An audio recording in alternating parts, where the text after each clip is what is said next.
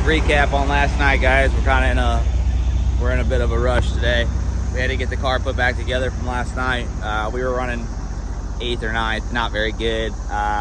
Somehow fucking drew the 8 and excuse my language. Somehow we drew the 8 out of 8 pills. We won our heat and started 8th, and they went and reworked the track, and basically just kind of a 1-lane deal, and that's part of racing, and I get it. So we ended up like lap 28 breaking the drive shaft. Kind of a weird deal. It pulled the yoke right out of the carbon fiber, so kind of a weird deal. So that ended our night prematurely. We tore some body work up. It got running around the top and just knocked the deck in, and the left side got knocked in from some slide jobs and stuff. So not something that you want to happen when you're racing, because it costs a lot of time and money and work, but hey, it's part of it. So thankful for my guys, Joe, Bill, Pondy, everybody that supports me, all my sponsors, things like that. I didn't even think I was going to racing today, but about to put the car back down on the ground off jack stands, and we're going to head to Red Hill next. So,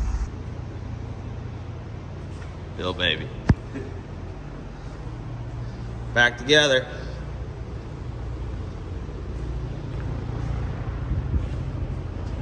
Not Daytona ready, but she'll be all right for tonight.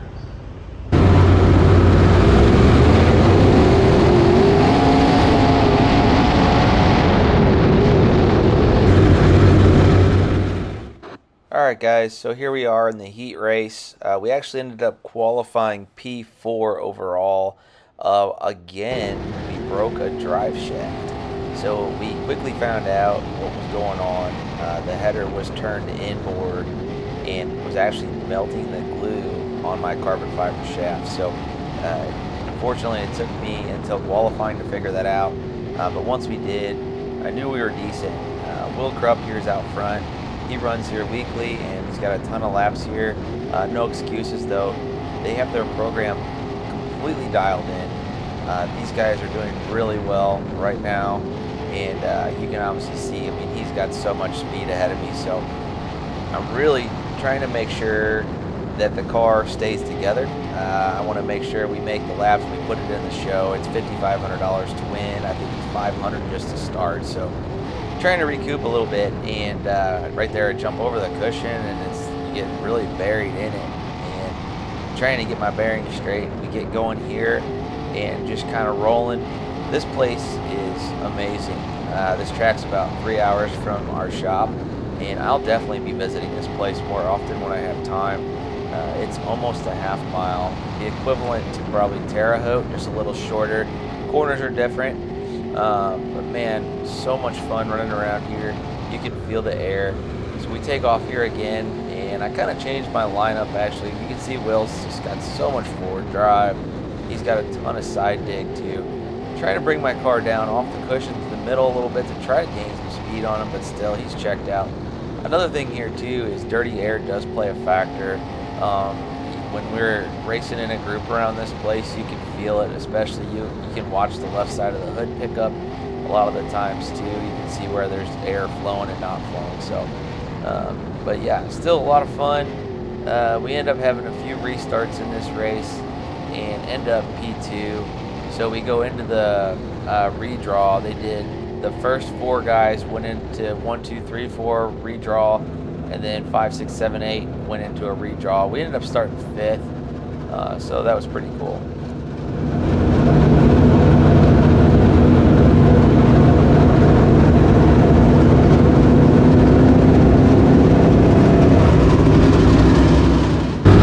Alright, so here we are taking off on the first restart. My initial thought is, okay, let's just keep it clean. It's 27 laps around this place, which honestly it's not very many laps compared to what we've been running lately with Silver Crown, with 100 laps and 150 lappers. But I know in the modified deal it's kind of a long time for some of the guys out there, so I'm figuring we're going to have a couple cautions. We opted for, obviously we're out on a hard tire. You're on an abrasive clay track, and you want to make sure you've got tire to go the distance. So right here we got Josh Harris ahead of us. I'm just kind of running the bottom right now. Alan Weiser's up in Brian Shaw's car, and Cole Falloway's up there, and I'm not sure, this guy up here running the top, he started on the front row. He's kind of making a way backwards a little bit, so I'm just kind of sorting out the race a little bit, and I know I got time. I know we're going to probably have a caution here in a second.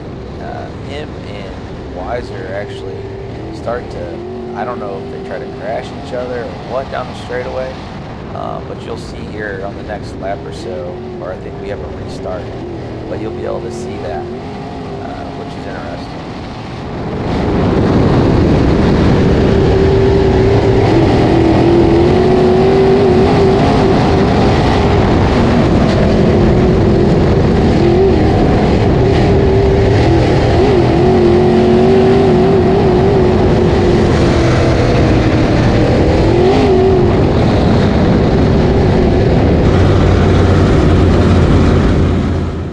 Okay, so here we are again on another restart, taking off. I thought during the race my car took off pretty good, but rewatching the video here, we are either geared wrong or I need to go to Willie's and get on the dyno because we're not taking off as fast as a few of these guys.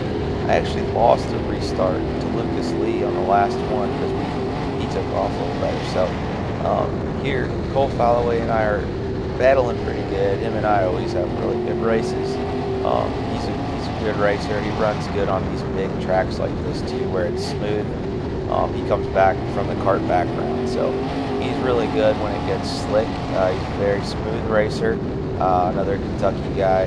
A lot of the Kentuckians are good. Josh Harris is up there too. So a lot of them guys from Kentucky, they're very competitive, always have been. You can see Krupp's pretty much checked out. So we're running P4 right now, and we're just kind of actually just at this point I'm racing hard. I'm trying to get a spot because I know if I can get into clean air, my car is going to react differently than running in dirty air. So that's kind of why I'm running a half lane down from Falloway, trying to keep air on the front of my nose to keep downforce going in the corner. So I think looking back right now, probably would have been better to have moved up a lane already and tried it, but later in the race I actually did that. Right here I actually do run up a little bit and pretty decent speed, but you can tell still we're lacking drive off the corner. So it's just one of the deals. We kind of catch them right here, but it's the same deal the whole race. We're just kind of back and forth, kind of towards the end there until Lucas Lee gets up by us, and then he drives by, he actually runs up to second.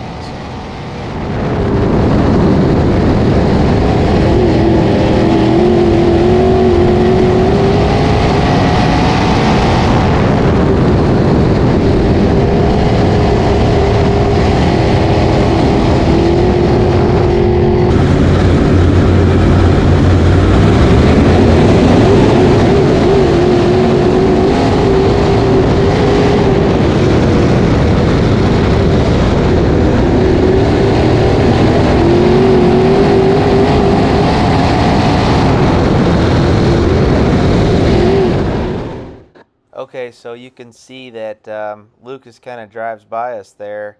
We're battling with Cole, and he just drives right on by. He's down in running the same line I am, but you can tell his car is stuck a little more. It's steering a little better. It's got better entry speed and center speed. Right there you can tell that mine's upset, even hitting the bumps on the high side, which we really struggle with this car, and I always have. So we're going to work on some stuff with our shock program to try to get a little better. I unfortunately got a little bit stagnant, and everything I've had working the last year or so has been good, but everybody's picked up a lot of speed this year. The gap's closed up a bunch, so we definitely need to go back to work. My guy Brian Jarovitz with Jarovitz Shocks, best in the business. I already made a call to him. We're going to rework some stuff. Work on some things to get our car tractioned up a little better and hopefully get a little more speed out of it. So this was a fun event. It was $5,500 a win. It was a memorial race, which I always like to be a part of those. It's always good to race for a good cause and to be there to help a family out or something like that. So I really appreciate you all watching and following along. Please like and subscribe if you have not already. I'm trying to pump out as much content as I can.